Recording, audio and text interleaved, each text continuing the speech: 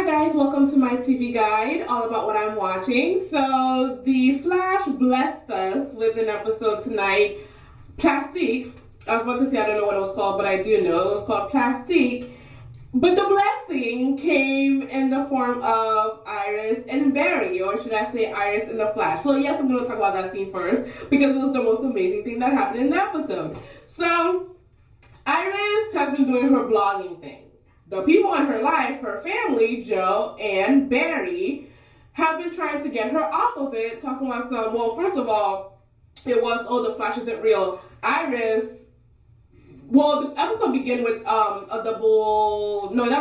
hangout with Barry and his crew, which involves Caitlin and Cisco, Iris, and then he invited Eddie too.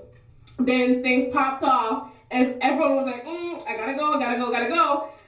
Eddie went to answer the call. Iris went to go catch the streak, and Barry went to be the streak. So he runs up the building, saves someone, and when he's done with it, turns around, who's there? Iris. She's like, oh my god.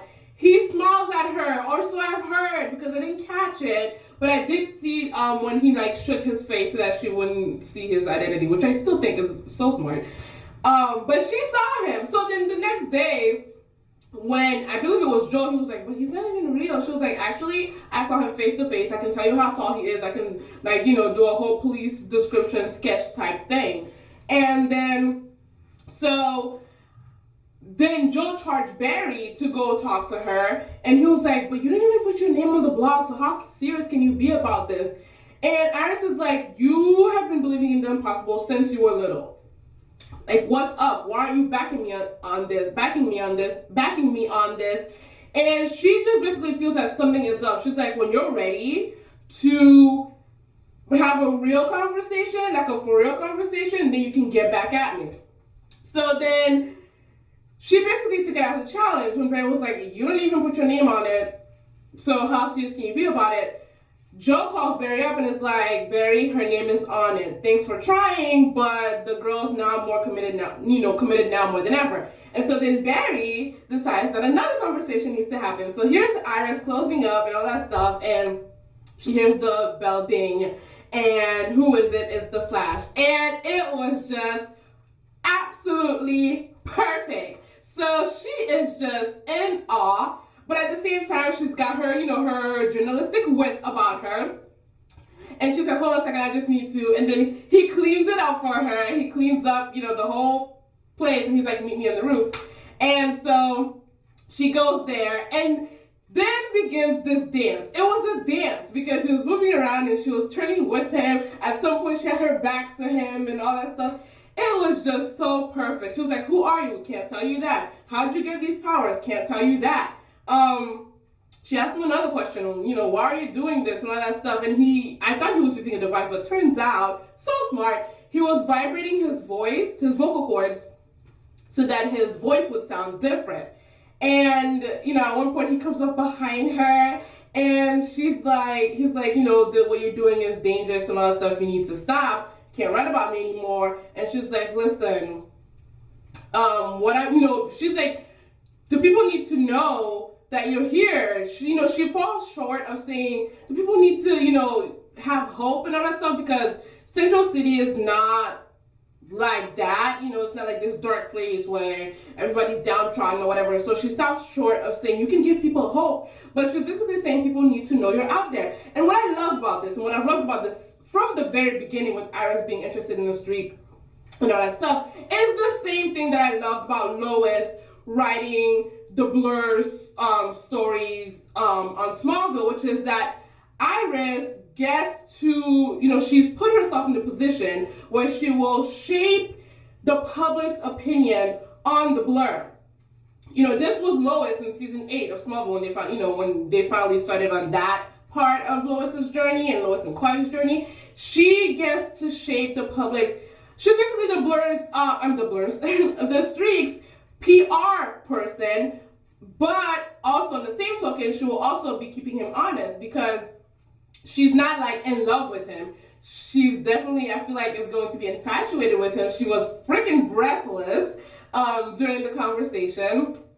And she'll also keep him honest. So if there's ever anything where, it's like he's falling off the path, she will, write about it in her blog. It's not like what she's like his complete cheerleader and thinks everything he does is right. That's not what she's giving me. She basically wants to tell his story, wants to let people know that there is someone out there saving people, because I know that the bad guys are going to become public knowledge. People are going to be finding out because they keep doing bad things, keep robbing, keep killing people with gases and all that stuff. So people are going to find out about them. So parallel, they should know that there's someone out there doing good. There's someone out there who has the capacity to stand up to these bad metahumans, because the police sure do not have the capacity to stand up to them. So and it was on a rooftop. It was absolutely perfect. And so then Iris's night was freaking made. Barry it was so freaking cute. He was showing off all that speeding. Yeah, it was because he didn't want to stay in one place too long, so that she would ID him. But he was speeding to and fro, showing his powers. And then when he was standing behind her, she turns around. He's like, oh, puts his head down so that she doesn't recognize any of his features. And he even winked at her inside of the diner. I need a YouTube clip of just that scene because it was freaking perfect. And so then it doesn't work. And so at the end of it, he tried again, I believe. And he was like, because he finds out that the reason why she's doing it, why she's so interested in the Flash, why she wants to tell his story, she wants to let everyone know that the impossible exists.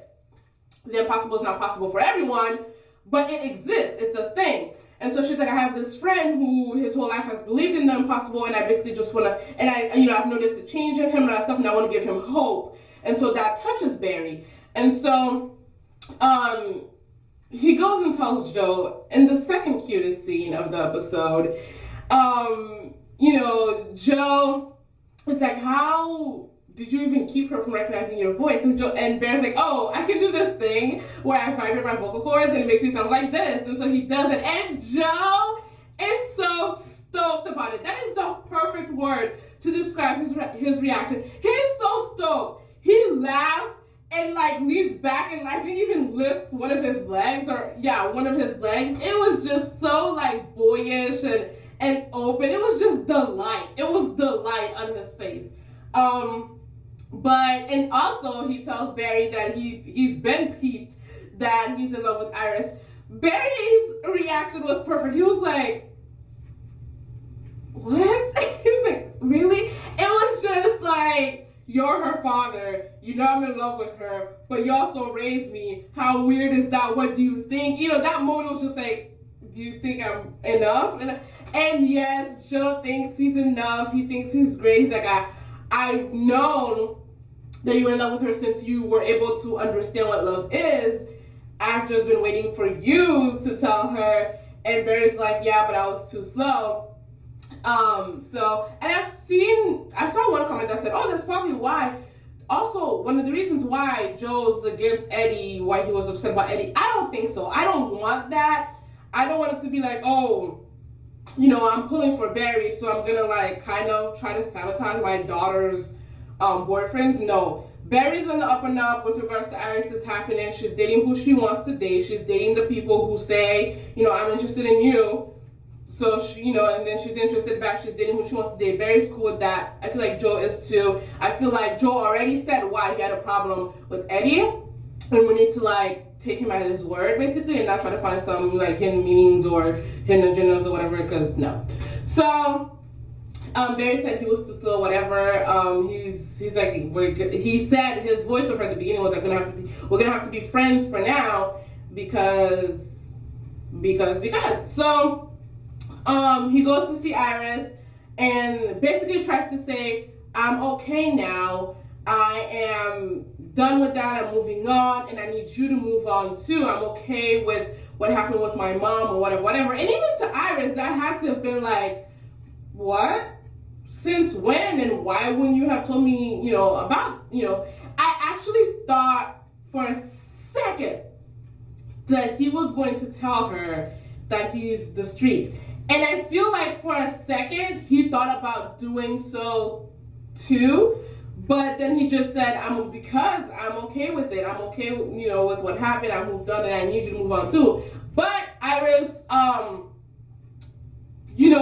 reasons for doing it expanded after meeting the Flash, the street. She was just like, yeah, that was part of why I was doing it, but I'm doing it for a different reason now. Basically, people need to know. People deserve to know that they have something more than the police on their side now. And so then Barry breaks up with her. Basically, he's like, I think we need to not see each other for a while. And Iris is like, and so Barry leaves. I understand him saying, it's total breakup lingo, but I do understand why he said that, because it's basically like they're at an impasse.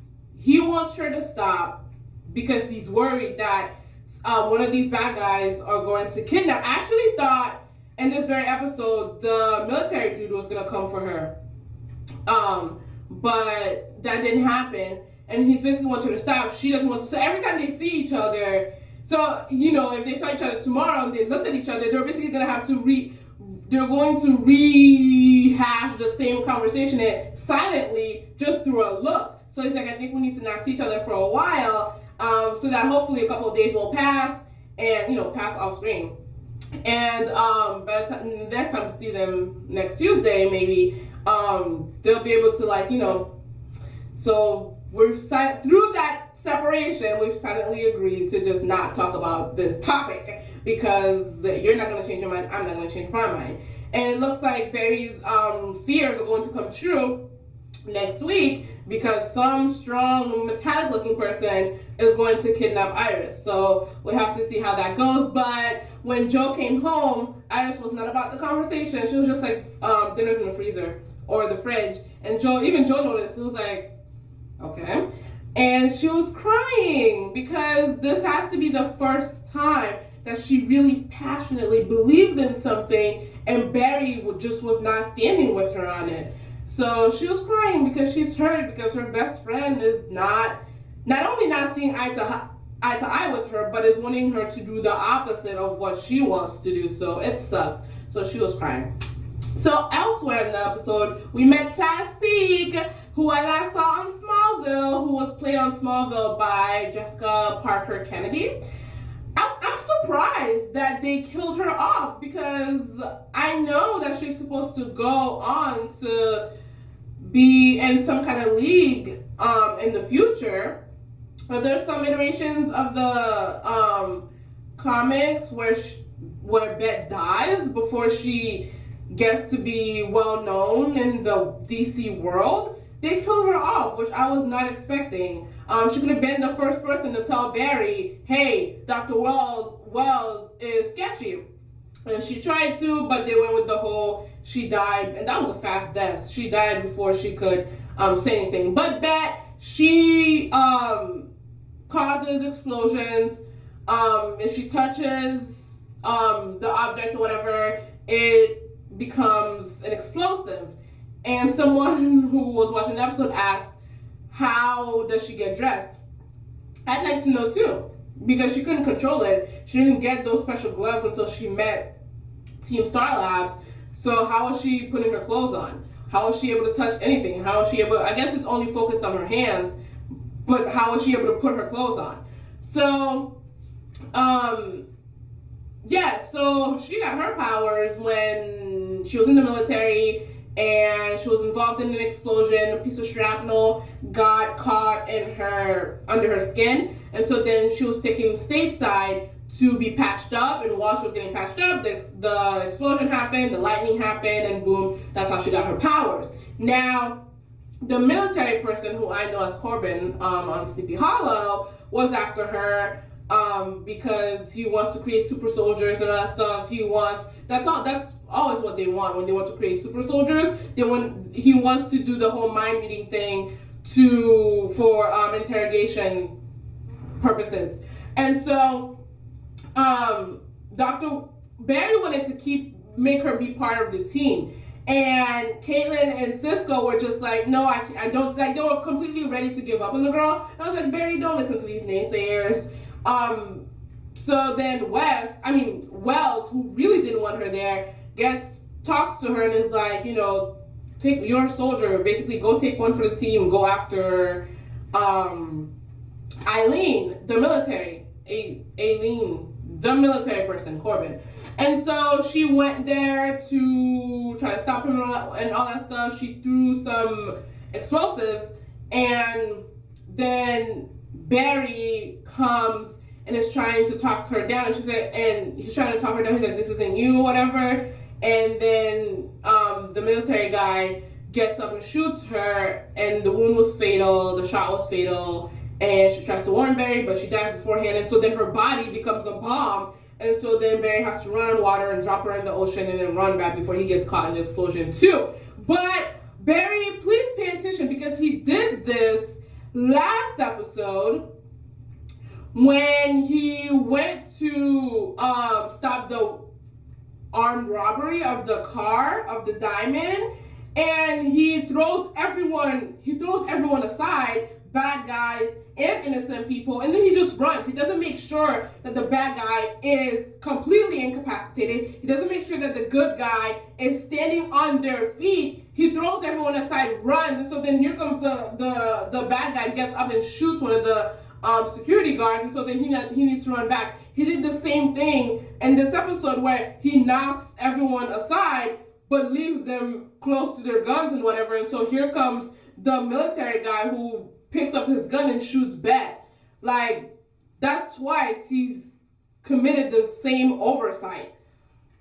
Tie the bad guys up. Make sure they're completely incapacitated so that they can't just get up and get the drop on whoever. He's done that twice now, back to back, in back-to-back episodes. So, I believe that was it. Eddie wasn't really in this episode. Wells, of course, had something shady going on with the military man. He threatens him and is like, you know, I can just call the press like that and let them know what you've been doing. And so then we get a flashback to 5 years ago when he was talking to Eileen, and I feel like I'm saying his name wrong. And Eileen was like, we can do great things together, blah, blah, blah. The point is that Wells has this gorilla in a cage whose name is Grodd, and who knows where the gorilla is now. Pretty sure it's somewhere in Star Labs. We just haven't seen it yet. Who knows what he's planning with it? I did look up the character and who the character is in the comments, what their role is, because they pan to that name and made sure you saw it. So I knew it was important. So I looked it up. I wonder where it is today and what Wells has planned for it. So I believe that was the episode. Main plot: Iris and the streak, and Barry and whatever. So things are a little, unstable on the Barry Iris side, but Iris and the streak had a great night tonight. It was just lovely. I loved it. So that's it for Plastique. I don't believe I'm forgetting anything. Comment, let me guys know what you thought of the episode. Let me know what your favorite part was and all of that good stuff. Found out that Barry can't get drunk from regular alcohol. Caitlyn made him something, but